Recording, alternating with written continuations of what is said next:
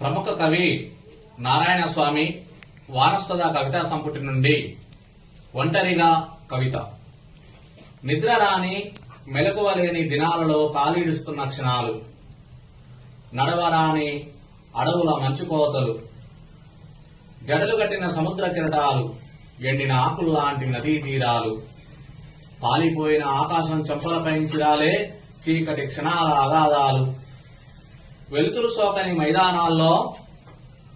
దారి తప్పిన అడుగుల అమాయకత్వం, ఎవరివో అనాథ శవాల మీద నుంచి వీస్తున్న దుర్భర జీవన దుఃఖాలు,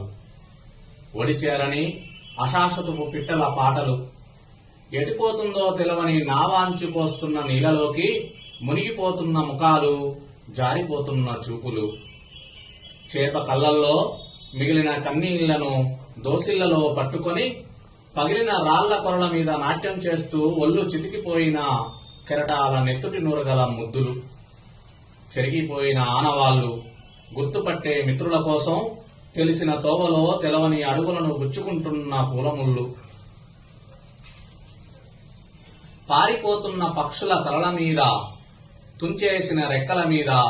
ఎప్పుడూ కాని ఉదయం కోసం కళ్ళను పొడుస్తున్న ఒక నిరాకార కాంక్ష, తొక్కేసిన ఎండుటాకుల రెపరెపల్లో నోరు పెగలని అందరి నోటా నానే నిశ్శబ్దపు నినాదాలు, చేతుల్లో పగిలిన అద్దం ముక్కల్లో ప్రతిబింబించే కళ్ళ మసిపొరలు, కరగని మంచు కడ్డీల కలయికల ఇనుప కోగిళ్లలో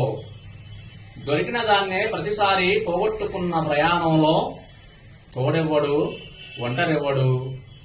సమూహమే ఒంటరైన దారుల్లో ఒంటరే సమూహమైన కళ ఎక్కడా?